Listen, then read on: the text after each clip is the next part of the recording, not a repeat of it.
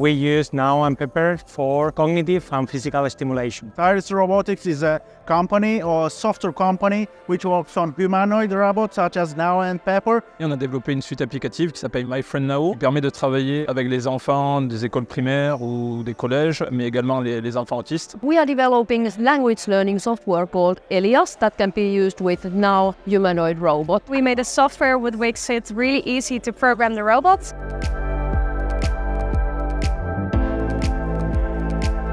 In the Netherlands, we use it a lot with people from elementary schools. They, for instance, learn how to program the robots and how to think in logical steps. We are currently working in multiple software solutions like Pepper, which is a VR solution that make people see themselves as a robot because in educational purpose it's make more engagement. Elias is a browser AI-powered app that you can connect with NAO Robot and you can learn languages. It supports all the languages that are available for NAO Robot. These technologies can help to make rehabilitation treatment more fun, more enjoyable, and also help patients to feel more accompanied during their treatment.